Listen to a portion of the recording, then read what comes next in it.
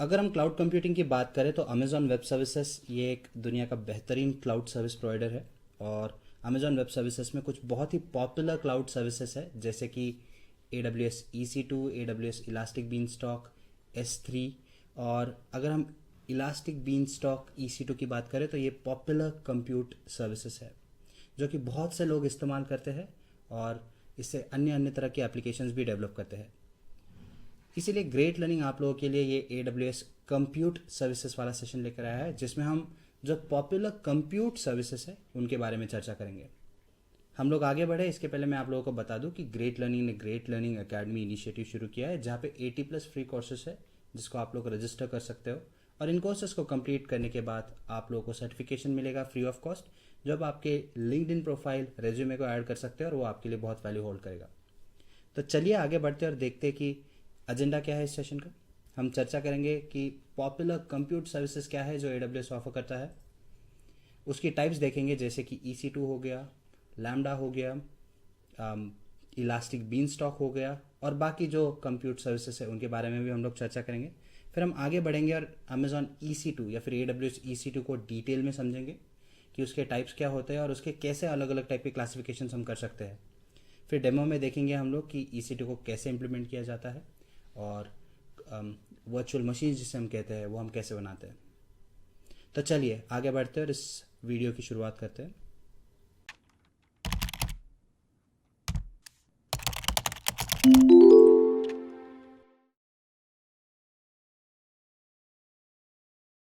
तो चलिए गाइज, हम लोग ना अभी पहले लैम्डा के बारे में बात करते हैं कि अमेजॉन लैम्डा है क्या करके।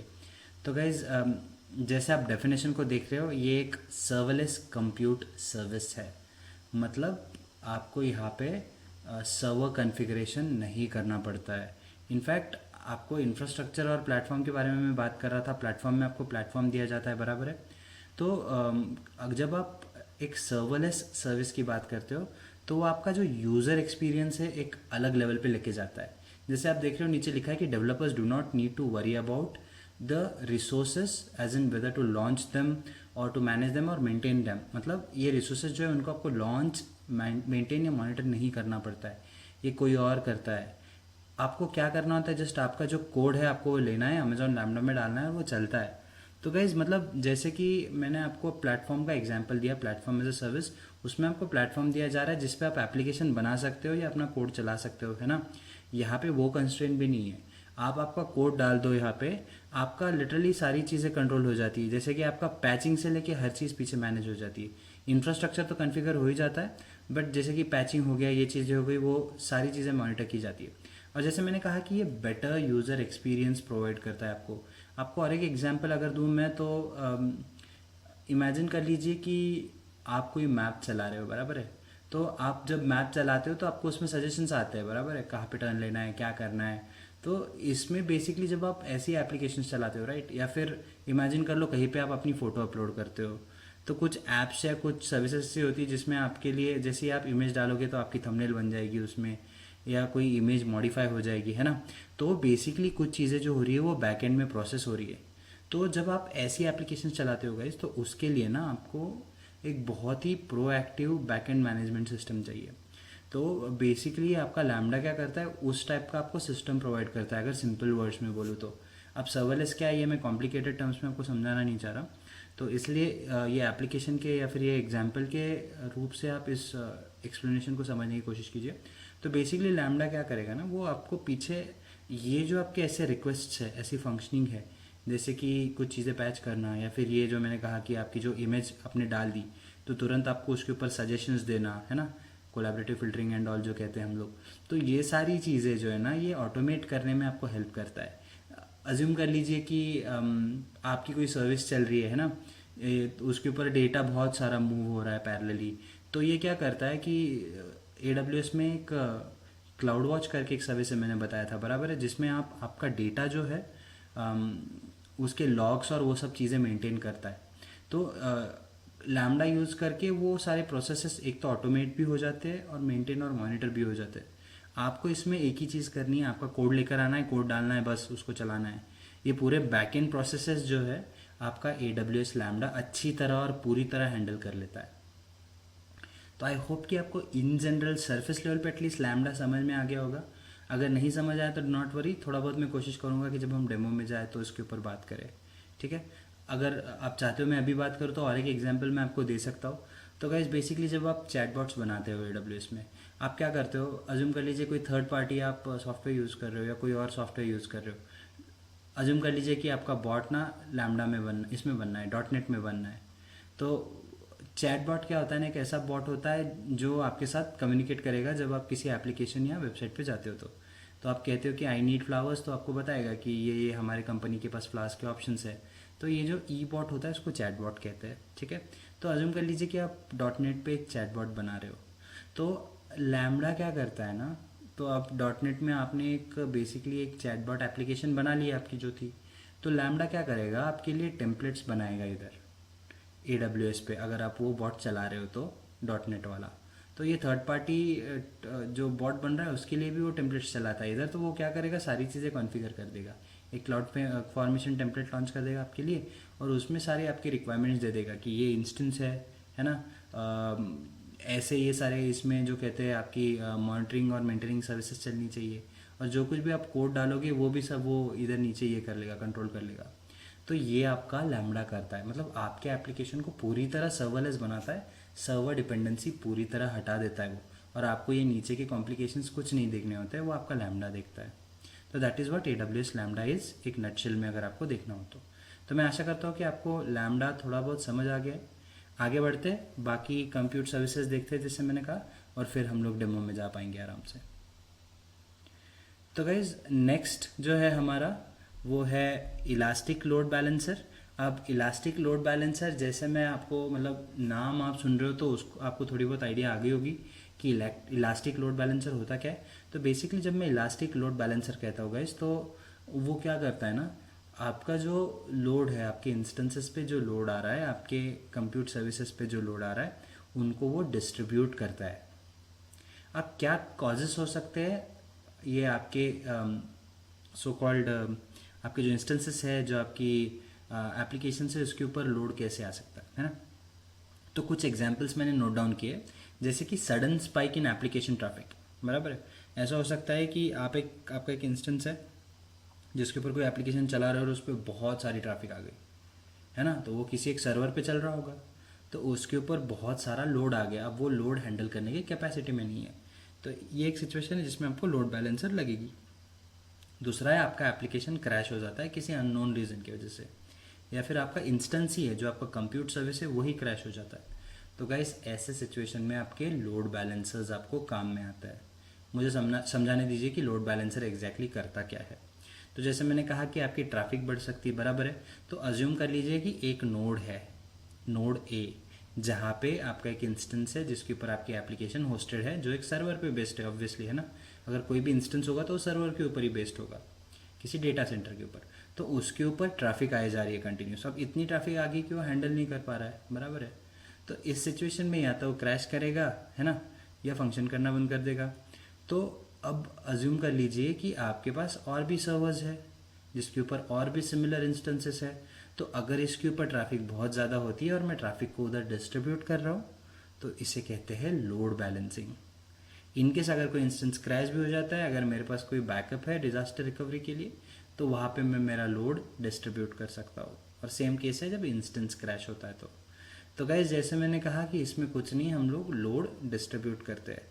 और एक अगर मैं आपको एग्जांपल दूँ तो अज्यूम कर लीजिए कि आपके पास एक थैली है बहुत बड़ी, या फिर एक बैग है जिसमें आप दूध के पैकेट डाल रहे हो, समझ लीजिए आप उसमें दूध के पैकेट भरे जा रहे हो, भरे जा रहे हो, भरे जा रहे हो। एक टाइम ऐसा आएगा कि वो बैग पूरी तरह भर जाएगा और आप उसमें कुछ डाल नहीं पाओगे। तो या तो आप वो बैग को खाली होने के लिए रुकोगे, तब तक आप पैकेट हाथ में पकड़े रहोगे, या फिर वो बैग फट जाएगा और जो आप डाल रहे हो वो नीचे गिर जाएगा। तो इसमें हम लोग क्या कर रहे हैं ना, अज्यूम कर लीजिए कि आपके साथ कोई और गया है शॉपिंग करने और एक से ज़्यादा बैग्स है आपके पास।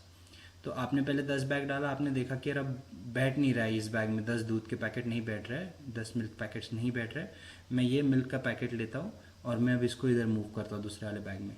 तो आपने 5 5 5 करके ऐसे 3 बैग्स में दूध के पैकेट मूव कर दिए। तो बेसिकली क्या हो रहा है, अब आपके तीनों बैग्स वो 5 5 पैकेट का लोड हैंडल भी कर पा रहे हैं और अभी भी उनमें कुछ और रखने के लिए रूम है। इसे कहते हैं लोड बैलेंसिंग। और इसमें एक टर्म है गाइज इलास्टिक। इलास्टिक एक बहुत ही ज़रूरी टर्म है। इसका मतलब है आपका जो इंस्टेंस है वो इलास्टिक है नेचर में, या फिर आपका लोड बैलेंसर जो है वो इलास्टिक है नेचर में। मतलब उसके ऊपर और लोड डालोगे तो स्ट्रेच हो जाएगा, मतलब वो डिस्ट्रीब्यूट करेगा उस लोड को in short, but break down नहीं करेगा। तो लोड बैलेंसर्स आपका ये काम करते हैं। तो मैं आशा करता हूँ कि आपको लोड बैलेंसर्स क्या है ये समझ में आ गया है। तो चलिए आगे बढ़ते हैं, थोड़ा और समझते हैं लोड बैलेंसर्स के बारे में, है ना। तो ये डेफिनेशन है उसकी, अब सिनारियो तो हम समझ लिए। मैं कोशिश करता हूँ कि अभी ये जो टेक्सचुअल बुक में जो लिखा गया है उसको थोड़ा आपको एक्सप्लेन कर पाऊँ। अगर टेक्निकली या फिर बुक के हिसाब से जाना है तो इलास्टिक लोड बैलेंसर कुछ नहीं, एक लोड बैलेंसिंग सर्विस है जो AWS ऑफर करती है, जो आपको आपका लोड डिस्ट्रीब्यूट करने में हेल्प करती है। जो भी इनकमिंग लोड है उसको आप आपके टारगेट्स पे या फिर अमेजॉन इंस्टेंसेस जो है या फंक्शंस है आपके या कंटेनर्स है जो आप यूज़ कर रहे हो, तो गाइज उन पे डिस्ट्रीब्यूट करते हैं। तो जैसे मैंने कहा कि आपका जो टारगेट है वो कुछ भी हो सकता है, या तो इंस्टेंस हो सकता है जिसके ऊपर आप लोड डिस्ट्रीब्यूट कर रहे हो, आपका लैम्बडा फंक्शन हो सकता है। लैम्बडा फंक्शन मैंने जैसे बताया, लैम्बडा क्या होता है, वो आपका सारा बैकएंड कोड हैंडल करता है, ये सारी चीज़ें कॉन्फ़िगर करता है। तो लैम्बडा फंक्शंस भी हो सकते हैं जो लोड बैलेंसिंग या ऑटो स्केलिंग के लिए यूज़ होते हैं, तो वहाँ पे भी आपका लोड डिस्ट्रीब्यूट कर सकता है। कंटेनर्स हो सकते हैं, कंटेनर्स के बारे में हम थोड़ा डेवऑप्स वाले पार्ट में समझेंगे, अभी मैं जाऊँगा नहीं उसके डिटेल में। तो कंटेनर कुछ नहीं, बेसिकली इसे एक बक्से की तरह सोचिए जिसके अंदर आप कोड डाल देते हो और इस बक्से को आप जहाँ ले जाके रख दो वहाँ वो चलने लग जाएगा, इसे कहते हैं कंटेनर। तो कंटेनर में भी लोड बैलेंसिंग हैंडल होती है। आईपी एड्रेसेस के थ्रू भी आपका जो लोड बैलेंसिंग होता है वो भी आप कर सकते हो और मल्टीपल अवेलेबिलिटी जोन्स में कर सकते हो। ये डिजास्टर रिकवरी के लिए आपको हेल्प करता है ना। मैंने कहा था आपको कि जब आप अवेलेबिलिटी जोन्स की बात करते हो तो आप डेटा अलग अलग रीजन्स में स्टोर कर सकते हो, है ना। अलग अलग अवेलेबिलिटी जोन्स पे स्टोर कर सकते हो जो अलग अलग रीजन्स में भी हो सकते हैं। जब आप वो करते हो तो आप बेसिकली डिजास्टर रिकवरी ही कर रहे हो, लोड बैलेंसिंग ही कर रहे हो। अब इसके फीचर्स क्या क्या है, जब मैं इलास्टिक लोड बैलेंसर्स के फीचर्स के बारे में बात करता हूँ, एक ये ऑटोमेटिकली स्केल अप और स्केल डाउन होता है आपके रिक्वायरमेंट के हिसाब से, तो ये ऑटोमेशन आप इसमें इंट्रोड्यूस करा सकते हो। दूसरा, ये आपका ओवरऑल परफॉर्मेंस भी इम्प्रूव करता है कि ऑब्वियसली अगर आपका लोड बैलेंस हो रहा है तो बॉटल नेक नहीं आ रही है।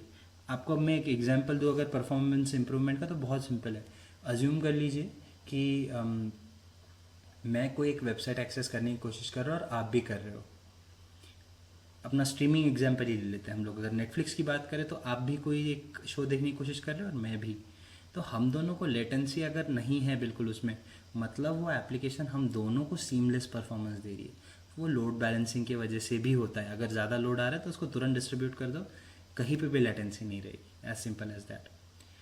अवेलेबिलिटी इंक्रीज करता है, फॉल्ट टॉलरेंस भी इंक्रीज करता है। जैसे हमने कहा कि अगर इंस्टेंस या एप्लीकेशन क्रैश होती है तो भी आपका लोड बैलेंसर आपकी मदद यहाँ पे कर सकता है। रेगुलर हेल्थ चेक्स होते हैं, और जैसे उन्होंने लिखा है ये जो हेल्थ चेक्स है वो आपके हेल्दी टारगेट्स को ही ट्रैफिक डिराइव करने में या फिर भेजने में हेल्प करता है कि ये इंस्टेंसेस हेल्दी है, यहाँ पे ट्रैफिक भेजो, ये क्रैश हो सकता है, यहाँ ट्रैफिक मत भेजो।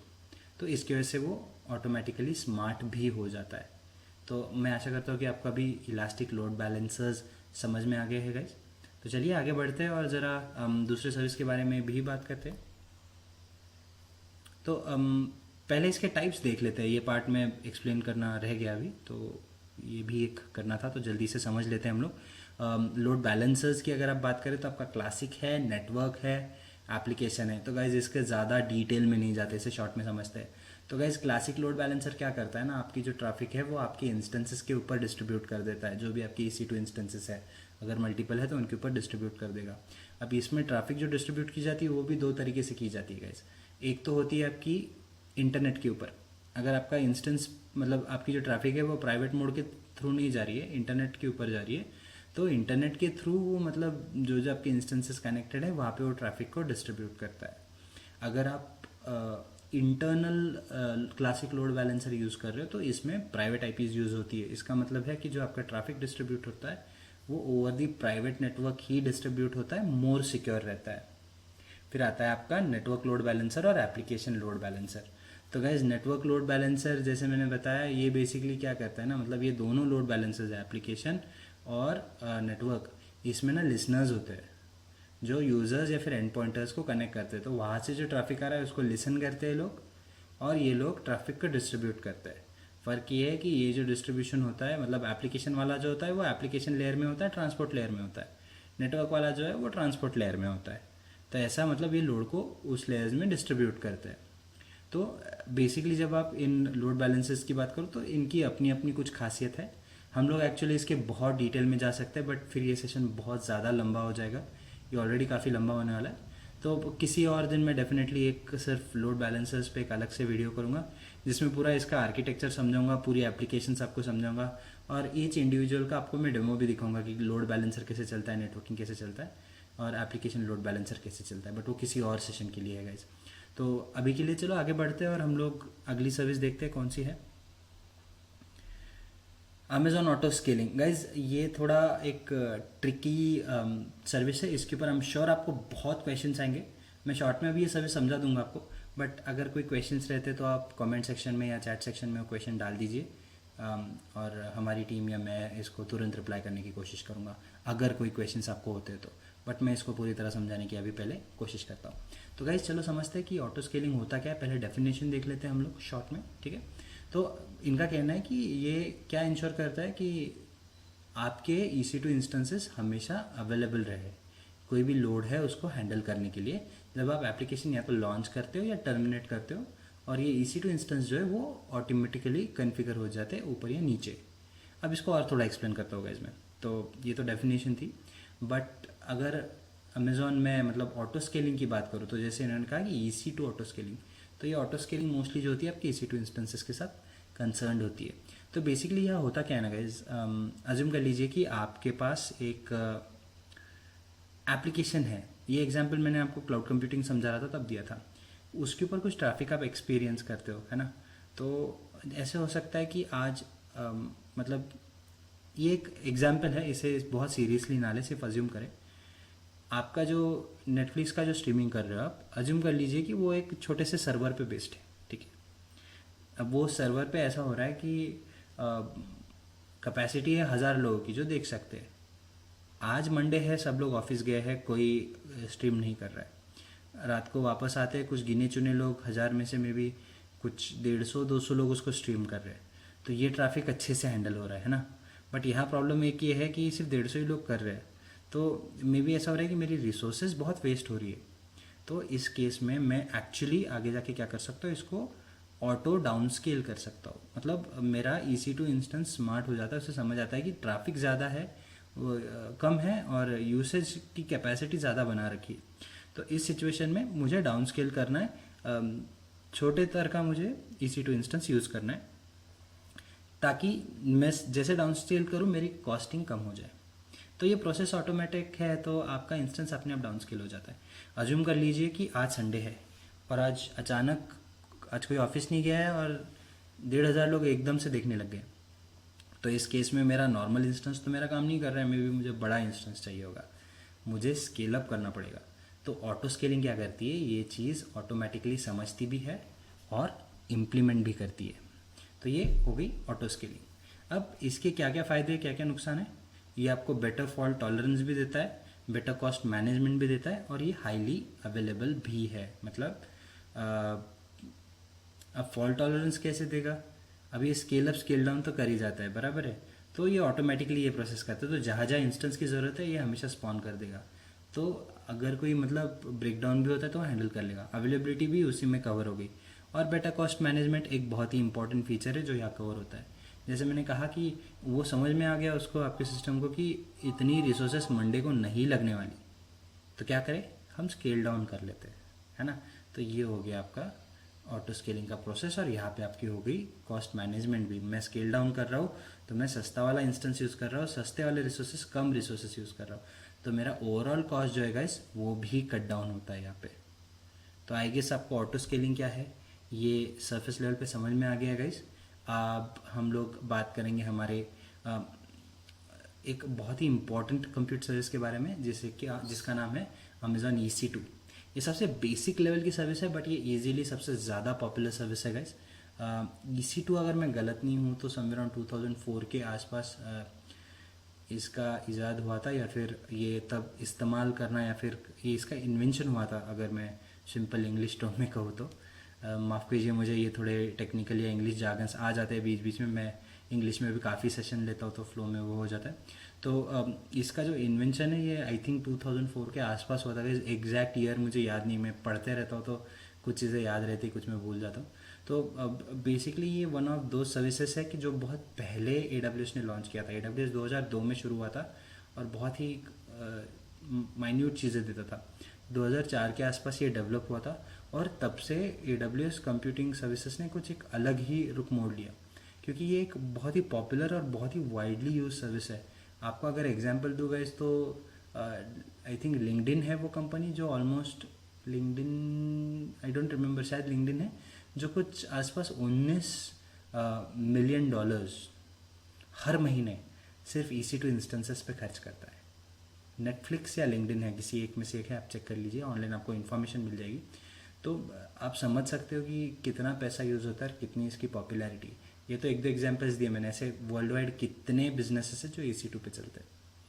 तो चलिए गाइस, EC2 क्या है इसे समझता है, इसके ऊपर हम काफ़ी अच्छा खासा समय बिताएंगे और वो करने के बाद हम लोग तुरंत डेमो वाले पार्ट में चले जाते हैं। ठीक है, तो है क्या EC2 एग्जैक्टली? अगर मैं EC2 की बात करूँ गाइस तो ये इलास्टिक कंप्यूट क्लाउड के नाम से जाना जाता है और ये एक वेब सर्विस है गाइस जो सिक्योर रिसाइजेबल कंप्यूट कैपेसिटी आपको क्लाउड पर प्रोवाइड करती है। ये वेब स्केलिंग और स्केल डाउन का जो प्रोसेस है वो आसान करने के लिए ये सर्विस बनाई गई है। तो एक इंस्टेंस क्या होता है वो हम समझते हैं पहले गाइस। अब जब इस सर्विस की आप बात कर रहे हो तो ये क्या करता है ना, ये आपको रिसाइजेबल कंप्यूट कैपेसिटी मतलब इंस्टेंसेस देती है। तो इंस्टेंस क्या है यहाँ पे हम उसके बारे में बात करेंगे। पहले ये कुछ फीचर्स देख लेते हैं और फिर मैं आपको समझाता हूँ कि इंस्टेंसेस क्या होते हैं, फिर आपको ये डेफिनेशन ज़्यादा सेंस करेगी या समझ में आने लगेगी। बट अगर शॉर्ट में मुझे अभी बताना है इसके बारे में तो अमेजॉन इलास्टिक क्लाउड कंप्यूट क्या करता है, आपको कंप्यूटेशन सर्विसेज या फिर इंस्टेंस लॉन्चिंग सर्विस देता है जिसमें आप रिसाइजेबल स्केलेबल इंस्टेंसेस या वर्चुअल मशीन्स लॉन्च कर सकते हो। फीचर्स क्या है गाइस इसके, ये हाईली स्केलेबल है। AWS के सर्विसेज का यही प्लस पॉइंट होता है कि आप उनको स्केल अप स्केल डाउन बड़े ही आसानी से कर सकते हो। दूसरी बात है गाइस, ये बहुत फ्लेक्सिबल होते हैं। आपकी इसकी इतनी बड़ी फैमिलीज है, इतने सारे टाइप से हम देखेंगे आगे बढ़ेंगे तो आपको उतने उसमें ऑप्शंस मिलते हैं गाइस, कि मतलब ये सारी सर्विसेज है, ये ऑप्शंस है और इस तरीके से आप ये सारे इंस्टेंसेस इन एप्लीकेशंस के लिए यूज़ कर सकते हो। कॉस्ट एफिशिएंट ऑटो स्केलिंग की तो बात हम कर चुके हैं। फिर बाद में इंस्टेंस आपको, जैसे मैंने कहा कि बहुत टाइप्स में मिलता है, तो हर प्राइसिंग के लिए और हर टाइप के रिक्वायरमेंट के लिए एक EC2 इंस्टेंस आप लॉन्च कर सकते हो या आपके लिए अवेलेबल किया जा सकता है। अब आगे बढ़ते हैं गाइज हम लोग और देखते हैं कि एक इंस्टेंस क्या होता है पहली बात में, क्योंकि मैंने कहा कि ये इंस्टेंसेस देता है आपको, बराबर है। तो गाइज ये एक ऐसी सर्विस है जो आपको वो इंस्टेंसेस लॉन्च करने देती है। तो एक इंस्टेंस होता क्या है गाइज, एक इंस्टेंस को ना आप एक छोटे कंप्यूटर की तरह समझ लीजिए, एक टाइनी सा पार्ट है ना। अगर मैं एक सर्वर की बात करूँ तो एक बहुत बड़ा होता है सर्वर बेसिकली, तो उसके ऊपर अगर एक कंप्यूटर चलाना है मुझे तो एक बहुत छोटी एक टाइनी रिसोर्स में यूज़ कर रहा हूँ। तो जब आप इंस्टेंस की बात करते हो गाइस तो ये इंस्टेंस क्या होता है, एक टाइनी रिसोर्स होता है जिसमें उसका खुद का एक स्टोरेज होता है, एक सिक्योरिटी होती है, एक नेटवर्क होता है और वो एक इंडिविजुअल मशीन की तरह फंक्शन करता है। आपको अगर दूसरा एग्जांपल दूँ तो आप ऑफिस स्पेस में काम करते हो तो आपके अलग अलग टीम्स में आप काम करते हो, बराबर है। तो ऐसे होता है कि एक टीम जो है वो आपकी मार्केटिंग की टीम है, तो आपके मार्केटिंग के टीम में एक मैनेजर रहेगा, एक टीम लीड रहेगा, कुछ सीनियर एम्प्लॉयज़ रहेंगे, कुछ एसोसिएट या फिर एंट्री लेवल एम्प्लॉयज़ रहेंगे, है ना। एक आपके कुछ अलग रूम्स हो सकते हैं आपके फ्लोर पे जहाँ पे आप सब लोग बैठ के काम करते हो। वैसे एक टेक टीम रहेगी, उनमें भी एक मैनेजर रहेगा, एक टीम लीड रहेगा, कुछ सीनियर ऑफिसर्स रहेंगे, कुछ एसोसिएट्स या एंट्री लेवल लोग रहेंगे, है ना। ये लोग शायद अलग रूम में बैठते होंगे। तो गाइज बेसिकली क्या हो रहा है ना, ये सारे छोटे छोटे कमरे या फिर छोटी छोटी टीम्स की अगर मैं बात करूँ तो ये एक कंपनी के सारे, मतलब अगर मिला दूँ तो एक कंपनी बनती है, बराबर है। तो वैसे ही अगर आप एक EC2 इंस्टेंस की बात करोगे तो बेसिकली एक टाइनी कंप्यूटर है जिसका खुद का एक सिंगल मशीन है जिसमें खुद का हार्डवेयर है, नेटवर्किंग है और ये अपनी एक दुनिया में चल रहा है। अब आपको मैं थोड़ा टेक्निकली रेलेवेंट एग्जांपल देता हूँ। पहला वाला ऑफिस का था। अज्यूम कर लीजिए कि आपको एक एप्लीकेशन चलाना है, ठीक है, या बनाना है। तो आप सपोज़ अज्यूम कर लीजिए उसको 10 दिन लगते हैं बनाने में। तो अगर 10 दिन के लिए अगर मैं कहूँ कि आप जाके नया लैपटॉप खरीद लो क्योंकि आपके पास नहीं है, तो आपको क्या करना पड़ेगा, आपको 40-50 हज़ार रुपये अगर इंडिया में आप कहोगे तो आराम से आप खर्च कर दोगे, लैपटॉप खरीदोगे। लेट्स अज्यूम मैं कहता हूँ कि आप ना सिर्फ 4 हज़ार दो मुझे और आप जो है ये लैपटॉप आप 10 दिनों के लिए ले लो और यूज़ कर लो, है ना। तो इंस्टेंस क्या है ना, यही आपको सर्विस प्रोवाइड करता है। वो 40 हज़ार या फिर उतने पैसे खर्च करने से अच्छा है आप उसका कुछ 1/10 जो भी अमाउंट है वो आप पे करो, और जब तक आपको एक इंस्टेंस चाहिए तब तक आप एक इंस्टेंस ले लो। तो इंस्टेंस एक वर्चुअल मशीन है गाइस, है ना। लेट्स अज्यूम कर लीजिए कि आपको एक विंडोज़ मशीन चाहिए, तो अगर मेरा सिस्टम का मैं बात करूँ अभी, तो मैं इसके ऊपर काफ़ी सारे EC2 इंस्टेंसेस लॉन्च कर सकता हूँ। मतलब मैं एक विंडोज़ मशीन भी लॉन्च कर सकता हूँ, एक उबंटू मशीन भी लॉन्च कर सकता हूँ, एक लिनक्स मशीन भी लॉन्च कर सकता हूँ। गाइज इस प्रोसेस को या फिर इन इंस्टेंसेस को हम वर्चुअल मशीन्स कहते हैं, जो वर्चुअली अभी मेरे सिस्टम में एग्जिस्ट कर रहे हैं, बट वो एक्चुअली है कहाँ पे, वो सर्वर पे बेस्ड है। मैं सर्वर की कैपेसिटी यूज़ कर रहा हूँ मेरे सिस्टम को यूज़ करके। तो इस चीज़ को कहते हैं गाइज एक इंस्टेंस या फिर एक वर्चुअल मशीन। तो बेसिकली AWS में हम वर्चुअल मशीन्स नहीं कहते, हम उनको इंस्टेंसेस कहते हैं। एक सोफिस्टिकेटेड टर्म है उसके लिए। तो हम अभी पूरे मतलब जब भी EC2 के बारे में बात करेंगे तो हम वर्चुअल मशीन्स कम और इंस्टेंसेस ज़्यादा कहेंगे गाइज। तो मैं आशा करता हूँ कि आपको इंस्टेंसेस और AWS EC2 की डेफिनेशन हल्की सी क्लियर हो गई है। आगे बढ़ते और अगला कंसेप्ट देखते हैं गाइज।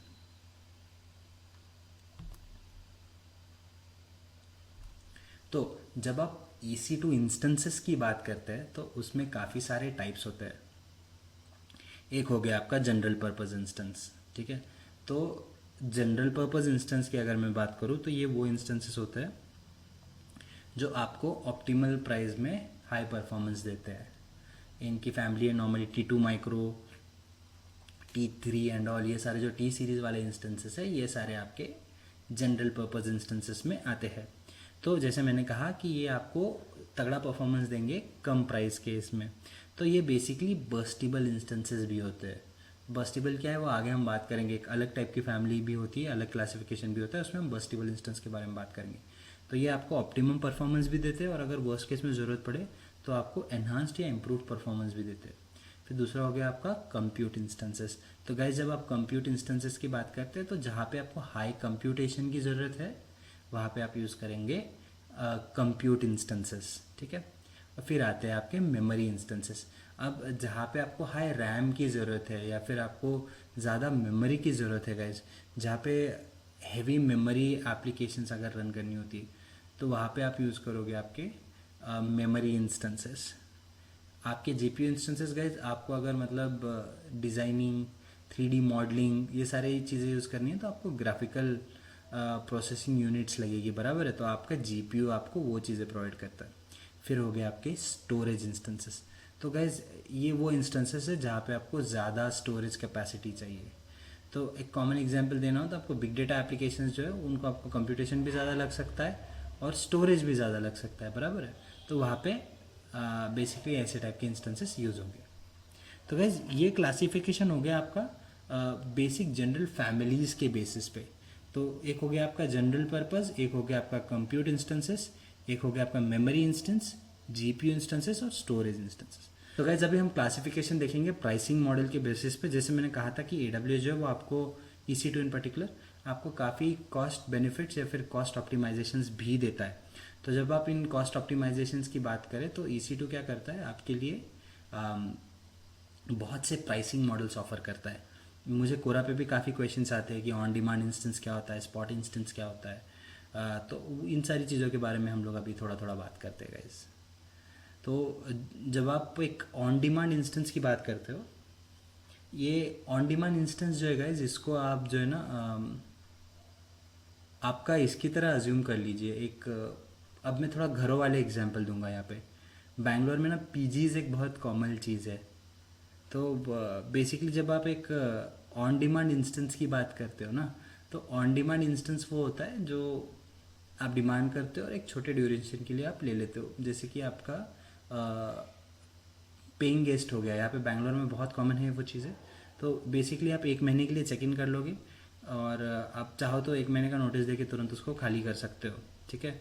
तो ये आपके डिमांड के हिसाब से एक इंस्टेंस आपको मिल रहा है जो कुछ बेसिक रिक्वायरमेंट्स के साथ होता है। But since you are demanding it, ये आपको थोड़ा कॉस्टली भी पड़ सकता है, क्योंकि आपकी कुछ स्पेसिफिक रिक्वायरमेंट्स है और उसके लिए आपने एक इंस्टेंस डिमांड किया है, ठीक है। तो this is something that you get on demand. अब दूसरा होता है ऑन स्पॉट, ये थोड़ा अलग है guys. On spot normally, on demand instance जो है, जो मैंने अभी बताया, वो आपके ऐसे डेटा के लिए यूज़ करते हो आप जिसको आपको कंसिस्टेंसी चाहिए, आपको पता है कि मेरे ये रिक्वायरमेंट्स है और आप वैसा इंस्टेंस डिमांड कर रहे हो, तो उस हिसाब से आपको चार्ज किया जाएगा, वो ज़्यादा हो सकता है। On spot on the other hand ऐसा होता है, AWS के पास बहुत से ऐसे इंस्टेंसेस रहते हैं जो वेकेंट है, आइडल पड़े हुए हैं, कोई इस्तेमाल नहीं कर रहा है उन्हें, ठीक है। तो ऑन स्पॉट जो इंस्टेंसेस होते हैं उनको थोड़ा नीलामी का टाइप होता है ये, मतलब जैसे हम लोग बोली लगाते हैं ना, IPL में क्रिकेट प्लेयर्स की बोली लगती है, वैसे ही तो ये जो इंस्टेंसेस है इनके ऊपर एक प्राइस टैग रहता है। तो लेट्स अज्यूम कि आपका कोई तो एक ऐसा रिक्वायरमेंट है जो अचानक से आ गया, बट वो बहुत क्रिटिकल नहीं है, किसी भी चीज़ पे चल सकता है, तो एक ऑन स्पॉट इंस्टेंस आप उठा लोगे फटाक से, तो वो एक फिक्स प्राइस पे वहाँ लगा होता है, उस प्राइस पे आप ले लोगे, आप उसको इस्तेमाल करना शुरू कर दोगे, और एक लिमिटेड अमाउंट के लिए आप उसको इस्तेमाल करोगे, आपका काम हो जाएगा, आप उसको रिलीज़ कर दोगे। नेक्स्ट टाइम अगर आप इंस्टेंस ले रहे हो तो ऑन स्पॉट इंस्टेंस का प्राइस अलग भी हो सकता है, जैसे मैंने कहा वो स्टॉक एक्सचेंज या फिर आपका नीलामी की तरह होता है। आई होप आपको थोड़ी आइडिया आ गई कि क्या मैं बात कर रहा हूँ। फिर होते हैं आपके डेडिकेटेड इंस्टेंसेस। तो गाइज डेडिकेटेड इंस्टेंसेस जैसे नाम बताता है, ये बेसिकली ऐसे ट्रैफिक के लिए यूज़ होते हैं जो आपको ज़्यादा सिक्योरिटी देते हैं। तो डेटा क्रिटिकल, जहाँ पे आप डेटा लूज़ नहीं कर सकते बिल्कुल भी, वहाँ पे डेडिकेटेड इंस्टेंसेस बहुत अच्छे तरीके से सर्व करते हैं आपको। और फिर फाइनली आता है आपका रिजर्व्ड इंस्टेंसेस। गाइज ये अगर ऑन स्पॉट की अगर मैं बात करता हूँ तो ये कैसा होता है ना, जैसे आप कहीं घूमने जाते हो, ठीक है, लेट्स अज्यूम कि आपको कल फ्लाइट पकड़नी है, आपने आज टिकट बुक किया तो आपको महंगा पड़ेगा। यही अगर आप 6 महीने पहले करते तो शायद आपको सस्ता मिलता है ना। तो रिजर्व्ड और ऑन स्पॉट में ये कंपैरिजन होता है। दूसरा है कि लेट्स अज्यूम कि आप किसी सिटी में चले गए और फिर आपने कहा कि मुझे अब होटल बुक करना है, आप डायरेक्ट होटल चले गए और आपने बुक कर दिया, तो क्या पता आपको महंगा भी पड़ सकता है ना। ऐसा नहीं कह रहा हूँ कि महंगा ही पड़ेगा, सस्ता भी पड़ सकता है, बट वही ऑन स्पॉट की वही चीज़ होती है कि वो कंसिस्टेंसी नहीं होती प्राइस की। रिजर्व का कैसा है ना, आपको पता है कि मुझे ये इंस्टेंस चाहिए इतने दिनों के लिए, तो वो आपको सस्ते में मिलता है। क्यों? क्योंकि आप पहले बुक कर रहे हो। जस्ट लाइक रिजर्विंग अ होटल और अ टिकट, आप क्या करते हो, आप कुछ दिनों पहले उसे बुक कर देते हो, है ना। तो इसलिए उनको कहा जाता है रिजर्व, और वो आपको कंपैरेटिवली अफोर्डेबल प्राइस में मिलता है। बट रिजर्व इंस्टेंसेस का एक प्रॉब्लम है, आप रिजर्व करते हो तो आप अपफ्रंट पेमेंट करते हो, तो आपका पैसा वहाँ अटक जाता है। तो बेसिकली ऐसे रिसोर्सेज के लिए आप यूज़ करोगे जब आपको पता है कि आपको ये चाहिए ही, कि 6 महीने मेरे साथ ये होने वाला है तो मुझे ये रिसोर्सेज चाहिए, तो मैं उनको रिजर्व करके रखूँगा। तो गाइज ये हो गया क्लासिफिकेशन आपका प्राइसिंग के हिसाब से। तो चलिए आगे बढ़ते हैं और देखते हैं और कोई क्लासिफिकेशन है क्या EC2 इंस्टेंसेस में। तो गाइज अब आगे अपने एप्लीकेशन बेस्ड क्लासिफिकेशन। तो एक हो गया आपका बर्स्टिबल। तो जब मैं बर्स्टिबल इंस्टेंस कहता हूँ गाइज, तो जैसे मैंने कहा था कि जनरल पर्पस इंस्टेंसेस होते हैं, वो आपको ऑप्टिमल लेवल परफॉर्मेंस देते हैं। इसका मतलब ये है गाइज कि अब मैं कोई इंस्टेंस लॉन्च कर दिया, लेट्स अज्यूम कि वो मेरे एक एक्स कैपेसिटी पे वो परफॉर्म कर रहा है। तो जनरल पर्पस या फिर बर्स्टिबल इंस्टेंसेस ऐसे होते हैं ना कि वो ऑप्टिमाइज लेवल पे परफॉर्म करते हैं, मतलब वो और भी अच्छा परफॉर्म कर सकते हैं, बट एक सेफ साइड आपको एक एक सेफ आपको परफॉर्मेंस वो देते रहता है। और इसके लिए ना कुछ क्रेडिट्स डिसाइड किए जाते हैं कि आपके मतलब इतने आवर्स के लिए इंस्टेंस यूज़ हो रहा है तो इतना क्रेडिट है। तो जब वो ऑप्टिमल लेवल पे यूज़ होता है तो आपके क्रेडिट्स कम यूज़ होते हैं, एक सेट ऑफ क्रेडिट्स आपके बचे रहते हैं। ये तब यूज़ हो सकते हैं जब आपको बर्स्टिबल इंस्टेंस की ज़रूरत पड़ती है, मतलब आपको बेटर परफॉर्मेंस की ज़रूरत होती है।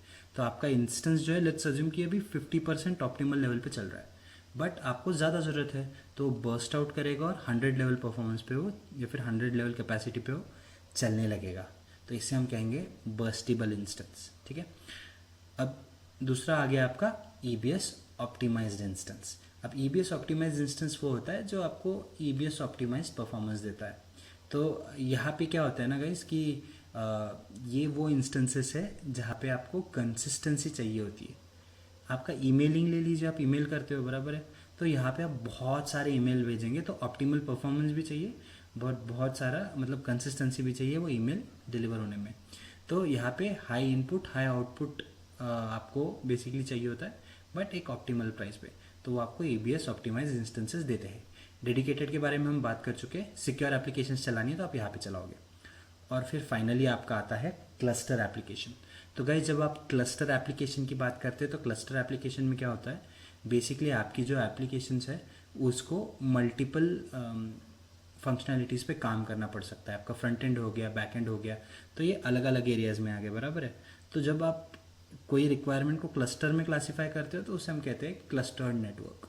तो ऐसा हो सकता है कि अब देखिए कि आपका डेटा जो है वो अ, एक क्लस्टर में पड़ा हुआ है, और आपका प्रोसेसिंग दूसरे क्लस्टर में हो रहा है ना। तो ये बेसिकली ये क्लस्टर्स में आपकी एप्लीकेशन काम कर रहे हैं।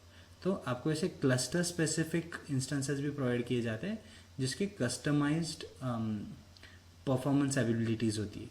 तो उन टाइप के कंप्यूटर इंस्टेंसेस या EC2 इंस्टेंसेस को हम कहेंगे क्लस्टर नेटवर्क इंस्टेंसेस।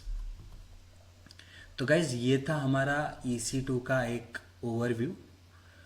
काफ़ी देर से हम लोग इंस्टेंसेस के बारे में बात कर रहे हैं, तो चलिए हम लोग आगे बढ़ते हमारे AWS कंसोल में जाते और ज़रा देखते हैं कि हम लोग EC2 इंस्टेंसेस के साथ क्या क्या कर सकते हैं, ठीक है। तो गाइज जब आप AWS मैनेजमेंट कंसोल खोलेंगे, हम लोग ऑलरेडी इसके बारे में बात कर चुके हैं कंप्यूटर इंस्टेंसेस के बारे में बात करने से पहले। तो अगर आपके पास ये है नहीं तो मैं सजेस्ट करूँगा कि आप सब लोग आगे बढ़े और पहले तो एक फ्री टियर अकाउंट अपना ओपन कर लें, ठीक है। कैसे करते हैं फ्री टियर अकाउंट ओपन? बहुत आसान है। AWS की वेबसाइट पे जाइए, फ्री टियर अकाउंट ढूंढिए या फिर जस्ट गूगल में जाके फ्री टियर अकाउंट ढूंढ लीजिए किसी भी ब्राउज़र में, और आपका ये AWS फ्री टियर अकाउंट आ जाएगा। तो उसमें फ्री टियर या फिर ये कंसोल मैनेजमेंट को साइन अप करने के लिए आपको आपका क्रेडिट या डेबिट कार्ड डिटेल्स देने पड़ेंगे। तो इंडिया में बेसिकली इंडियन करेंसी में आपको वो ₹2 चार्ज करता है वेरिफिकेशन प्रोसेस के लिए कि लेजिट अकाउंट है या नहीं, और एक बार वो हो गया तो उसके बाद में ये सारी सर्विसेज आपको 1 साल के लिए फ्री होती है। नॉट वरी, आपके कंसेंट के बगैर आपको AWS चार्ज नहीं करेगा, आपको पूछेगा वो।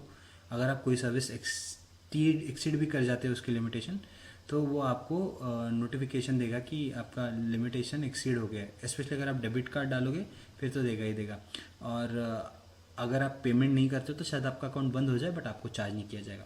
तो अगर आप मेरे साथ ये प्रैक्टिस करना चाहते हो तो मैं सजेस्ट करूँगा कि एक फ्री टियर अकाउंट आप भी खोल लो और मेरे साथ ये सारा सेशन जो है मेरे साथ इम्प्लीमेंट कीजिए आप भी, ठीक है। तो चलिए गाइस हम लोग एक काम करते हैं। अभी AWS की हम बात कर रहे थे, जैसे मैंने कहा था कि ये इंफ्रास्ट्रक्चर एज ए सर्विस है ना। तो देखते हैं कि इंस्टेंस लॉन्च करके देखते हैं कि उसमें क्या क्या स्टेप्स होती है। तो जैसे मैं पहले बात कर रहा था, मैंने ये विंडो खोल रखी थी तो मैंने EC2 टाइप कर रखा था। या तो मैं यहाँ देखूँगा या फिर मैं कंप्यूटर सर्विसेज में जाऊँगा सीधे और उसको मैं सेलेक्ट कर सकता हूँ।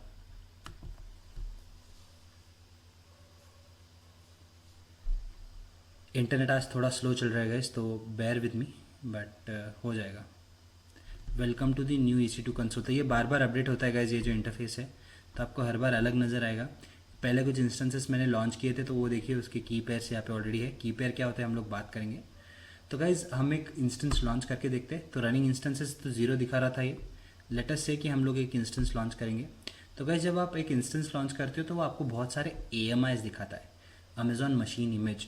देखिए AMI क्या होता है, एक टेम्पलेट है जो आपका सॉफ्टवेयर कॉन्फ़िगरेशन कंसिस्ट करता है। Operating system, application, server, applications, ये जो मतलब ये बेसिक रिक्वायरमेंट्स है जो एक इंस्टेंस लॉन्च करने के लिए आपको चाहिए होती है। तो अगर आप इसकी बात करें, हम EC2 की बात करें, AMI की बात करें, तो आपको बहुत सारे AMIs मिलते हैं। तो इस मार्केट प्लेस में आप देखिए, इसे AWS मार्केट प्लेस भी कह सकते हो आप।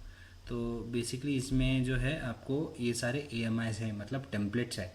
लिनक्स का इंस्टेंस लॉन्च करना है तो वो कर सकते हो, है ना। फिर बाद में रेड हैट के है। आप नीचे देखोगे तो उसमें कॉन्फ़िगरेशंस है गाइस कि EBS बैकअप है नहीं है। EBS एक स्टोरेज सर्विस है, उसके बारे में हम लोग जब स्टोरेज डोमेन में जाएंगे तब उसके बारे में बात करेंगे। तो फिर बाद में आप क्या आपको डेटाबेस लॉन्च करना है क्या, तो फिर आप RDS बैकअप इंस्टेंस लॉन्च कर सकते हो। ये रिलेशनल डेटाबेस सर्विस होती है। विंडोज़ के इंस्टेंसेस है जो आप लॉन्च कर सकते हो। अगर आप उबंटू या फिर लिनक्स के इंस्टेंस लॉन्च करते हो तो आपको कमांड लाइन के थ्रू उनको कनेक्ट करना पड़ता है। पुटी और पुटीजेनिक होता है, आपको यूज़ करके उसकी कीज़ जो है वो डिक्रिप्ट करके यूज़ करनी होती है। अगर विंडोज़ इंस्टेंस आप लॉन्च करेंगे तो आप direct RDP, remote desktop process, या फिर एक एप्लीकेशन होता है बेसिकली छोटा सा, उसके थ्रू आप इसको लॉग इन कर सकते हो इस इंस्टेंस को। तो चलिए हम लोग एक विंडोज़ इंस्टेंस ही लॉन्च करके देखते हैं, फटाक से देखते हैं कि कैसे वर्क करते हैं और क्या क्या कर सकते हैं उसके साथ, है ना। तो इसी को ले लेता हूँ मैं। ये फ्री टियर एलिजिबल है गाइस, मतलब इसके लिए मुझे पैसा नहीं लगेगा। तो मैं जल्दी इसको सेलेक्ट कर लेता हूँ।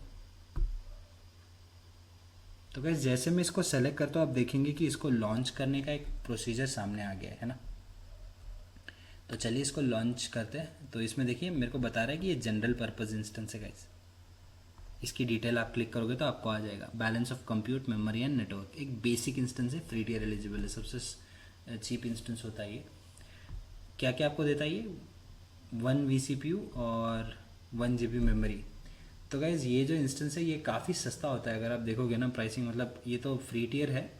अगर आप कुछ एक 8 GB रैम वाला या 1 CPU वाला इंस्टेंस अगर आप लॉन्च करोगे तो आपको कुछ AWS आई थिंक $3 के आसपास चार्ज करता है 1 घंटे के लिए। और ये एक मैं मतलब अच्छे इसका इंस्टेंस का बात कर रहा हूँ, ये तो और भी छोटा है गाइज। ये बेसिकली सिर्फ एक 1 GB का इसमें आपको मेमोरी दिखा रहा है, बराबर है। ये क्या है, EBS ओनली है, मतलब इलास्टिक ब्लॉक स्टोर में ये आपका डेटा बैकअप करेगा। ये हम स्टोरेज में जब जाएंगे तब मैं वापस इंस्टेंस लॉन्च करूँगा और इस चीज़ को थोड़ा और डिटेल में एक्सप्लेन करूँगा, अभी मैं इसे करना नहीं चाहता। Network performance low to moderate. तो भाई जैसे इंस्टेंस का साइज़ बढ़ेगा इसका परफॉर्मेंस भी इंप्रूव होगा। आप स्क्रॉल डाउन करोगे तो आपको सारी फैमिलीज नज़र आएगी इंस्टेंसेस की, और देखिए इनकी कैपेसिटी भी कैसे बढ़े जा रही है ना। तो ये है, और ये IPv6 को सपोर्ट करता है। नेक्स्ट कॉन्फ़िगरेशन स्टेप, मैं ये सारे आपको शॉर्ट में बताना चाह रहा हूँ कि क्या क्या हो रहा है, हम क्या क्या कॉन्फ़िगर कर सकते हैं, ताकि आपको इंफ्रास्ट्रक्चर एज अ सर्विस है क्या समझ आए। तो गाइज नंबर ऑफ इंस्टेंसेस, एक नेटवर्क मेरा एक VPC क्रिएट करेगा ये है। तो मैं चाहे तो इसको मतलब नया VPC वर्चुअल प्राइवेट क्लाउड भी क्रिएट कर सकता हूँ, बट ना करें, सही रहेगा। सबनेट एक नया क्रिएट करेगा वो बाय डिफ़ॉल्ट जो होगा वो, ठीक है। और ये कुछ बेसिक रिजर्वेशंस और डोमेन जॉइन डायरेक्टरी इनकी डिटेल्स है। अब स्टोरेज की बात करते हैं। तो गाइस बाय डिफ़ॉल्ट देखेंगे आप ये स्टोरेज इसको असाइन हो रहा है, आप उसको बाद में वॉल्यूम अटैच कर सकते हो, इंक्रीज़ भी कर सकते हो। ये भी हम स्टोरेज में देखेंगे गाइस कैसे किया जाता है इसको, ठीक है। और ये आपको IOPS इतना दे रहा है इसके लिए, मतलब ये इतना आपको इनपुट आउटपुट प्रोसेसिंग स्पीड दे रहा है, ठीक है। आगे बढ़ेंगे हम लोग। आप टैग ऐड कर सकते हो। ऐसा होगा कि इंडस्ट्री में आप बहुत से इंस्टेंसेस यूज़ कर रहे हो तो उस केस में आपको टैग्स की ज़रूरत पड़ सकती है ना। मतलब लेबलिंग, नाम देने की ज़रूरत पड़ सकती है इंस्टेंस को, ताकि आपके इंस्टेंसेस मिक्स ना हो जाए। इनकी नेमिंग कन्वेंशंस कॉम्प्लिकेटेड होते हैं, तो ऐसे आप फिगर आउट नहीं कर पाओगे कौन सा इंस्टेंस कौन सा है, तो इसलिए आप उसको टैग्स ऐड कर सकते हो। और फिर आता है आपका सिक्योरिटी ग्रुप गाइस। तो यहाँ पे आप डिसाइड करते हो कि कैसा एक्सेस होगा, RDP होगा, ये क्या, इतने सारे एक्सेस के आपको मोड्स है। आप दूसरे भी सेलेक्ट कर सकते हो कि इस तरीके से ट्रैफिक अंदर आने दी जाए। प्रोटोकॉल TCP है, यहाँ पे पोर्ट रेंज ये है, ये बाय डिफ़ॉल्ट डिटेल्स है गाइस। और मैं हर जगह से ट्रैफिक अभी अलाउ कर रहा हूँ, मैं इसे चेंज कर सकता हूँ कि कहाँ से ये ट्रैफिक आनी है, ठीक है। और उसके डिटेल्स भी मैं यहाँ एंटर कर सकता हूँ। अब देख सकते हो कि ये कह रहा है कि ये सारे IP एड्रेसेस के लिए ओपन है, सेफ़ नहीं है, हम रेकमेंड करेंगे आप कुछ और यूज़ करो, बट अभी के लिए हम स्किप करते हैं, ठीक है। आपके इंस्टेंस की सिक्योरिटी इंप्रूव करो, वो बार बार मुझे वो नोटिफिकेशन दे रहा है, ताकि मतलब ये दिखा रहा है कि AWS कितना एक्टिव है। जब आप एक ऐसा इंस्टेंस लॉन्च करते हो तो कहते हो कि आप रिस्क में हो, मत करें। बट अब मैं इसे लॉन्च करने जा रहा हूँ। अब लॉन्च करने से पहले ये मुझे रोक लेता है। देखिए ये क्या कहता है कि सेलेक्ट एन एग्जिस्टिंग की पेयर और क्रिएट अ न्यू की पेयर। मतलब गाइज जब आप एक इंस्टेंस लॉन्च करते हो तो एक पब्लिक और प्राइवेट की जनरेट होती है, जिसे हम लोग की पेयर कहते हैं। प्राइवेट की होती है जो आपके पास आती है, और पब्लिक की जो होती है वो AWS के पास रहती है। जब आप लॉग इन करते हो गाइज तो होता है ऐसे कि आप आपकी पब्लिक की देते हो, है ना, डिक्रिप्टेड फॉर्म में। फिर वो AWS लेता है अपने सॉरी आप अपनी प्राइवेट की देते हो जो AWS के पास जाती है डिक्रिप्ट करके, और फिर AWS अपने पब्लिक की के साथ मिला के एक 2 वे ऑथेंटिकेशन करता है और आप लॉगिन कर सकते हो। एक बात याद रखिएगा, अगर ये आपकी की खो गई तो आपके पास लॉगिन और लॉग आउट करने का कोई ऑप्शन नहीं है। मतलब आपका इंस्टेंस एक बार बंद हो गया तो आप उसे रीस्टार्ट नहीं कर सकते। तो आपकी ये की बहुत अच्छे से संभाल के रखें, और इसके लिए कोई ऑल्टरनेटिव नहीं है। तो मैं आई एक्नॉलेज कहता हूँ। मैं नई की बनाना चाहूँगा क्योंकि मैंने सिस्टम चेंज किया रिसेंटली, तो इसमें कोई की नहीं होगी। Let's say SAM 321 and I से डाउनलोड। तो गाइज अभी एक सैम्पल की डाउनलोड हो गई है, जैसे आप देख सकते हो स्क्रीन पे। और इस सैम्पल की के हिसाब से हम इस इंस्टेंस में लॉगिन कर सकते हैं। तो गाइज अब जल्दी से इंस्टेंस को लॉन्च कर देते हैं। तो अब इस इंस्टेंस को लॉन्च होने के लिए गाइज 2 से 3 मिनट और लग सकता है। तो इस प्रोसेस को हम स्लोली होने देते हैं, इसे डिस्टर्ब नहीं करते। ये जब कंप्लीट हो जाएगा तो हमें हमारे इंस्टेंस का स्टेटस पता चल जाएगा। अगर आप स्टेटस देखना चाहते हो तो आप यहाँ पे वो स्टेटस चेक कर सकते हो, ठीक है। तो अब हो क्या रहा है कि मेरा इंस्टेंस जो है वो सारी ये डिटेल्स जो है वो कॉन्फ़िगर कर रहा है। तो गाइज मैं 2 सेकंड के लिए ये वीडियो शायद पॉज कर दूँ, हम देखते हैं कि ये इंस्टेंस कब लॉन्च होगा। एक बार लॉन्च हो गया तो फिर इसके ऊपर मैं बात करना वापस शुरू करूँगा।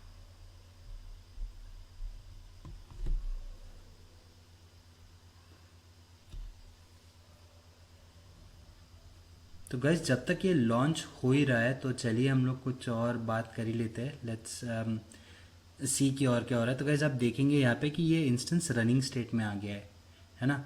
अलार्म स्टेटस नन बता रहा है और अब इसे स्टेटस चेक्स सही होने की देर है। एक बार ये स्टेटस चेक सही हो जाए मतलब आपका इंस्टेंस आपको इस्तेमाल करने के लिए पूरी तरह रेडी है। तो गैस जब आप एक इंस्टेंस की बात करते हो तो इसमें देखिए नीचे और बहुत सी डिटेल्स दी जाती है। अगर आप ध्यान से देखेंगे तो यहाँ पे आपके कौन से आप मतलब मीडियम के थ्रू कम्युनिकेट कर रहे हो, आपके इंस्टेंस की आईडी क्या है, आप इसका स्टोरेज का रूट डिवाइस क्या है, वो सारी चीज़ें आपको यहाँ पे डिटेल में बताई जाएगी, ठीक है। तो आप ये विज़िट कर सकते हो, सारी चीज़ें देख सकते हो। ऐसे भी अगर आप स्क्रॉल करोगे ऊपर तो आपको नज़र आएगा कि आपका पब्लिक डीएनएस क्या है। अब अगर आप लिनक्स इंस्टेंस लॉन्च करते या उबंटू तो ये आईडी के थ्रू आप कनेक्ट कर पाते हैं आपके इंस्टेंस को, बट सिंस हम लाइक विंडोज़ इंस्टेंस लॉन्च कर रहे हैं उसकी हमें ज़रूरत नहीं है। और ये कुछ और डिटेल्स है। तो देखते हैं हमारा इनिशियलाइजेशन हुआ है नहीं, अभी भी हो ही रहा है इनिशियलाइजेशन। तो एक बार रिफ्रेश कर लेते हैं गाइस और देखते हैं कि क्या स्टेटस है इसका।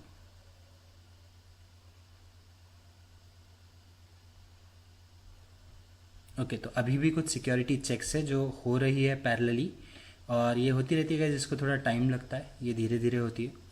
तो इसे हो जाने देते हैं हम लोग और फिर आगे देखेंगे क्या करना है करके। मीनवाइल गाइस मैंने जैसे कहा था आपको कि हम लोग अमेज़ॉन लैम्बडा भी देखेंगे, बराबर है। तो मुझे और एक बार मेरे कंसोल में साइन इन करने दीजिए। कंसोल मैं यहाँ आ जाता हूँ और ये मैनेजमेंट कंसोल पे क्लिक करता हूँ। You are now logged out कह रहा है पर मैं तो लॉग्ड इन था। लेट्स सी, है ना। तो हम लोग एक इलास्टिक बीनस्टॉक के बारे में भी थोड़ा सा देख लेते हैं पैरेलली। तो गाइज आपने देखा अभी कि एक इंस्टेंस लॉन्च करने में मेरी कितनी स्टेप्स चलेगी ना। मैंने क्या क्या दिखाया आपको, सिक्योरिटी ग्रुप्स दिखाया, उसमें क्या होता है मतलब कि हम कॉन्फ़िगर करते हुए बताया, एक सबनेट दिखाया, स्टोरेज बताया, ये सारी चीज़ें हम कॉन्फ़िगर करते हैं, बराबर है। इलास्टिक बीनस्टॉक में वैसे नहीं होता गाइज, हम डायरेक्ट, ये एक प्लेटफॉर्म है जैसे मैंने बताया, प्लेटफॉर्म एज ए सर्विस है। तो इसमें आपको कॉन्फ़िगर करने का टेंशन नहीं रहता है, वो ऑलरेडी एक प्लेटफॉर्म के साथ आ जाता है। आपको करना है मॉडिफाई तो आप कर सकते हो, बट अगर आपको ये झंझट में ही नहीं पड़ना है कि पूरा कॉन्फ़िगरेशन करें तो उस केस में आप आपका इलास्टिक बीनस्टॉक यूज़ कर सकते हो। हम देखेंगे क्या है, पहले देखते हैं हमारा इंस्टेंस इधर लॉन्च हो गया है क्या। अगर हो गया तो इसे हम लॉन्च करके इसका काम पहले ख़त्म करते हैं, फिर बाद में इलास्टिक बीनस्टॉक पे बढ़ते हैं। तो वैसे ये हो गया, इसे मैंने गलत की दबा दी। हम कनेक्ट करेंगे इस इंस्टेंस से गाइस। तो देखिए ये रिमोट डेस्कटॉप प्रोसेस के थ्रू इसको कनेक्ट करेगा जो मुझे डाउनलोड करना पड़ता है, ठीक है।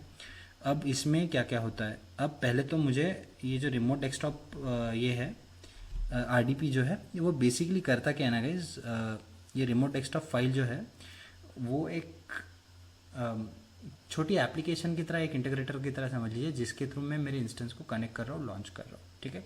तब इंस्टेंस मेरे AWS पे ऑलरेडी क्रिएट हो चुका है।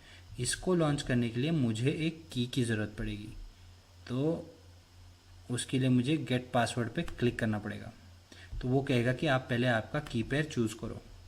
तो मैं क्या करूँगा, मैं क्विकली डाउनलोड्स में जाऊँगा और डाउनलोड्स में जाकर मैंने की पेयर डाउनलोड किया था, ये यहाँ पे है गाइस। तो इसे मैं सेलेक्ट करूँगा तो देखिए वो इधर आ गया है। अब इसे हम डिक्रिप्ट करेंगे पहले तो, ताकि वो मुझे ये पासवर्ड देगा। तो बेसिकली मेरी की मैंने जैसा बताया था ये लॉगिन के लिए यूज़ होती है, ये मेरी प्राइवेट की है। ये मैंने एंटर कर दी, इसको कॉपी कर लिया, ठीक है। और अब मैं मेरा आरडीपी को लॉन्च करता हूँ। जैसे ही मैं मेरे RDP को लॉन्च करता हूँ वो कहता है कनेक्ट। अब वो मेरी की मांगेगा जो मैंने अभी कॉपी की, मैं इसको पेस्ट करता हूँ और एडमिनिस्ट्रेटर लॉगिन करता हूँ। कोई वार्निंग देता है, देखिए हर चीज़ पे मुझे सिक्योरिटी अलर्ट्स देता है, ऐसे ही यस और लॉन्च कर लो। तो गाइज अब ये इंस्टेंस तुरंत लॉन्च हो जाएगा। देखिए एक वर्चुअल मशीन लाइक 5 मिनट्स के ड्यूरेशन में हमने लॉन्च कर ली, बराबर है। तो ये इसको आप जैसे मैंने कहा एक सिस्टम की तरह आप उसको ट्रीट कर सकते हो, एक इंडिविजुअल सिस्टम है ये जो आपके लिए फंक्शन कर रहा है, बराबर है। यहाँ पे मैं एक काम कर सकता हूँ, मेरे बाहर के सिस्टम पे भी एक काम कर सकता हूँ। तो जो हम लोग VMware यूज़ करके करते हैं वो हम लोग यहाँ कर रहे हैं, बट बहुत कम समय में और बहुत आसानी से कर रहे हैं। और देखिए आप चाहे तो यहाँ पे आपका जो है इंटरनेट सर्विसेज भी कनेक्ट कर सकते हो, है ना। इंटरनेट को अगर आप कनेक्ट करोगे ये एग्जैक्टली आपके सिस्टम की तरह एक्ट कर रहा है। तो आप जो घर का इंटरनेट है, प्राइवेट नेटवर्क है, वो भी कनेक्ट कर सकते हो, चीज़ें ब्राउज कर सकते हो, सर्च कर सकते हो यहाँ पे। तो ऑप्शंस बहुत सारे हैं, अनलिमिटेड है आपके पास। तो इसमें जैसे हम स्टोरेज में देखेंगे तो फिर मैं आपको EBS के बारे में भी बताऊंगा कैसे इसको अटैच होता है, क्या क्या आप कर सकते हो, बट वो बाद में के लिए। बट एक इंस्टेंस कैसे लॉन्च करते हैं मैं आशा करता हूँ आपको ऑलरेडी समझ आ गया है ना। तो इसे मैं अभी क्लोज करता हूँ। EC2 काम कैसे करता है, बेसिक चीज़ें तो आपको समझ में आ गई है। एक बात याद रखिएगा, जब भी आप कोई इंस्टेंस या रिसोर्स लॉन्च करें तो उसको हमेशा टर्मिनेट करें ताकि आपको कोई चार्जेस ना पड़े। तो कह दीजिए टर्मिनेट, और ये अपना बैकग्राउंड में टर्मिनेट होता रहेगा। अभी हम जाते हैं गाइज हमारे EBS को समझते हैं। चलिए एक एप्लीकेशन बना के देखते हैं इसमें शॉर्ट, ठीक है। क्रिएट अ वेब ऐप कह रहा है ये। तो अब जैसे मैंने कहा कि आपको प्लेटफॉर्म प्रोवाइड कर दिया गया है, ठीक है। Application name demo for today.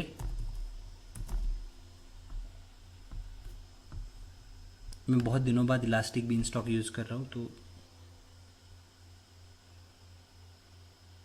देखते हैं इसमें क्या क्या करना होता है। कुछ चीज़ें शायद मैं भूल भी जाऊँ या मुझे याद ना रहे। तो हम एक PHP एप्लीकेशन बना के देखते हैं हम लोग। देखिएगा ये प्लेटफॉर्म दे रहा है, सब अपने आप सेट कर देता है मेरे लिए, है ना। आपने यहाँ देखा होगा ऑप्शंस कितने हैं। मैं टॉमकैट, .NET, डॉकर, ग्लासफिश, जावा, गो, ये सारे लैंग्वेजेस में एप्लीकेशन बना सकता हूँ। बट अभी मैं कोई बेसिक एप्लीकेशन लॉन्च करने के मूड में हूँ। मैं अपना खुद का कोड भी अपलोड कर सकता हूँ। मैंने क्या बताया था आपको, या तो आप आपका एग्जिस्टिंग एप्लीकेशन डालें, यहाँ पे कोड डालें, या खुद की नई एप्लीकेशन भी बना लें। तो ये सारे ऑप्शंस आपके पास होते हैं। तो चलिए एक सैम्पल एप्लीकेशन बना के देखते हैं। और ऑप्शंस आपको कॉन्फ़िगर करने तो आप कर सकते हो, या डायरेक्टली इस एप्लीकेशन को आप लॉन्च कर सकते हो गाइस। तो ये बहुत ही एक बेसिक एप्लीकेशन लॉन्च हो गया। आप देखेंगे बहुत सी चीज़ें हो रही है पीछे, वह एनवायरनमेंट बना रहा है। और अब देखिए अब यहाँ पे आपको सारी डिटेल्स आएगी लॉग वाइज, क्या क्या किया उसने, है ना। एक रीजन सेलेक्ट किया उसने, पहले तो एक स्टोरेज बकेट बनाई जहाँ पे मेरा डेटा स्टोर होगा। और क्या किया उसने, अभी वो एनवायरनमेंट क्रिएट कर रहा है। तो बेसिकली गाइज जैसे मैंने बताया इंफ्रास्ट्रक्चर में हमने सारी चीज़ें की, बराबर है। इंस्टेंस हमने सेट किया, यहाँ पे वो खुद कर रहा है बैकग्राउंड में, एक प्लेटफॉर्म दे रहा है मुझे, ठीक है। इंस्टेंस भी लॉन्च करेगा, एक बकेट भी क्रिएट करेगा, और सारी चीज़ें वो खुद ही करेगा। मतलब elastic beanstalk will take care of everything जो यहाँ पे हो रहा है।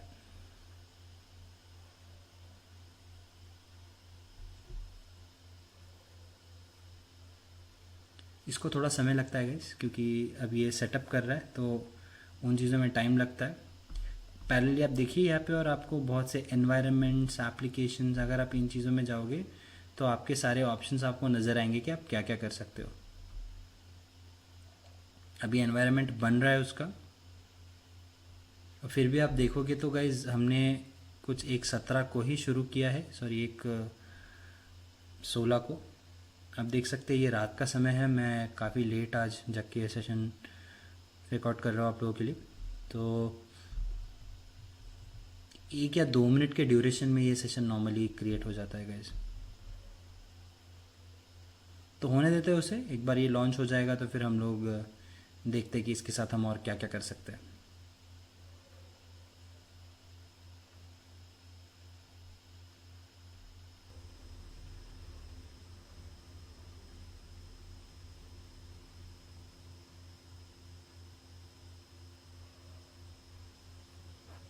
तो गाइज इसे एक बार हम लोग रिफ़्रेश करके देखते हैं।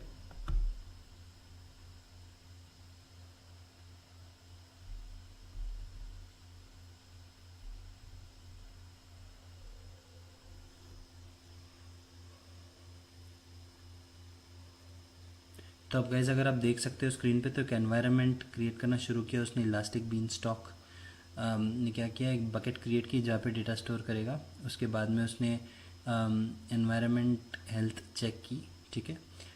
फिर उसने एक सिक्योरिटी ग्रुप क्रिएट किया, एक इलास्टिक आईपी क्रिएट की, और अभी एक इंस्टेंस लॉन्च करने के लिए वो वेट कर रहा है, ठीक है। इंस्टेंस उसने लॉन्च भी कर दिया, अभी एप्लीकेशन भी अवेलेबल है इलास्टिक बीन स्टॉक में, और एप्लीकेशन मेरी सक्सेसफुली एनवायरनमेंट में लॉन्च हो चुकी है, ठीक है। तो सारा लॉग मैं जो देख रहा हूँ वो यहाँ पे ऑलरेडी आ चुका है। तो अगर मैं इधर जाऊँ एप्लीकेशंस में, तो ये एप्लीकेशन मुझे यहाँ मेरी नज़र आएगी, डेमो फॉर टुडे। उस पर अगर क्लिक करूँ तो ये सारी डिटेल्स आपको मिलेगी जो उससे रिलेटेड है। बैक अगर करूँ मैं और इसको अगर मैं सेलेक्ट करूँ तो मेरे पास और भी ऑप्शंस होते हैं, create an environment, you application versions. तो गाइज इसमें आप जो है आपके एप्लीकेशन के वर्जन्स भी और ऐड कर सकते हो, करना है तो, है ना।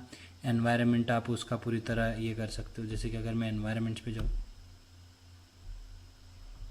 तो ये सारे मेरे मतलब हेल्थ का डिटेल्स देता है कि हेल्थ ओके, देखो इट्स ग्रीन, एप्लीकेशन नाम क्या है, ये सारी चीज़ें ये मेरे को बताता है। यहाँ पे भी अगर मैं सेलेक्ट करूँ तो वही ऑप्शंस मुझे देगा वो मोर और लेस, ठीक है। तो लोड कॉन्फ़िगरेशन है, रीस्टार्ट ऐप सर्वर है, रीबिल्ड है, आप एप्लीकेशन पूरा एनवायरनमेंट जो है उसको आप टर्मिनेट भी कर सकते हो।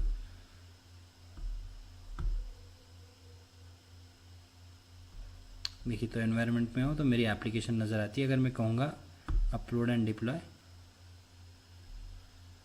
कहेगा चूज़ एन एप्लीकेशन फाइल, उसको आप जो कुछ भी वो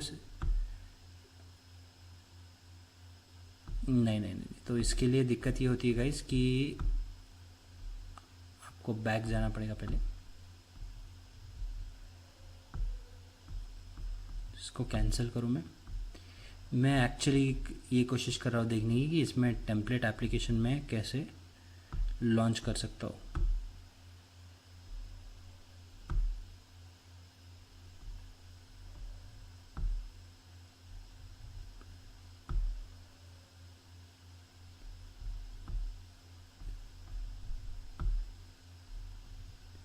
क्योंकि मैं आपको कुछ दिखाना चाह रहा था।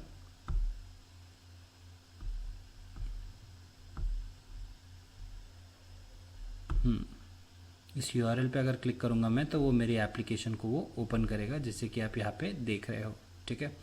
तो बेसिकली ये एक बेसिक पीएचपी एप्लीकेशन है जो उसने लॉन्च की थी, और ये देखिए आपको आपका डोमेन नेम या फिर आपका एड्रेस सबको मिल जाएगा। नॉट सिक्योर कह रहे हो क्योंकि हमने सिक्योरिटी बेसिक लेवल की इसमें बाय डिफ़ॉल्ट उसने चूज़ कर रखी है।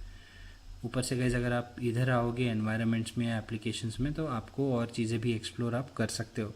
जैसे कि आप को अगर आपकी इसके कॉन्फ़िगरेशंस चेंज करने हैं इस एप्लीकेशन के, तो आप डिसाइड कर सकते हो कि आपको सिक्योरिटी में कुछ चेंजेस करने वो कर सकते हो। क्लाउड वॉच या फिर इसकी लॉगिंग या मॉनिटरिंग करनी है तो वो भी आप अलग से कर सकते हो। तो ये सारे ऑप्शंस आपको ये देता है। बट यहाँ पे मेन चीज़ जो आपको समझनी है गाइस वो ये है कि यहाँ पे हमने इंस्टेंस कॉन्फ़िगर किया नहीं, उसने खुद ही किया। तो मुझे इसने इन शॉर्ट एक प्लेटफॉर्म दे दिया। तो गाइस मैं आशा करता हूँ कि आपको एक मतलब प्लेटफॉर्म एज अ सर्विस क्या होती है वो आपको समझ आ गया, ये मैं आशा करना चाहूँगा। अब मैं एक एनवायरनमेंट को टर्मिनेट कर देता हूँ क्योंकि मैं नहीं चाहता कि कोई चार्जेस लगे। ये पूछ रहा है कि परमानेंटली डिलीट करना है क्या, तो ये सारी चीज़ें उसमें अपने आप ऐड हो जाएगी। वो AWS में ऐसा होता है कि आप कभी भी कुछ भी डिलीट करो तो कहता है कि उसका नाम एंटर करो आप पहले, तो वो नाम मैं यहाँ एंटर करूँगा और मैं कहूँगा टर्मिनेट।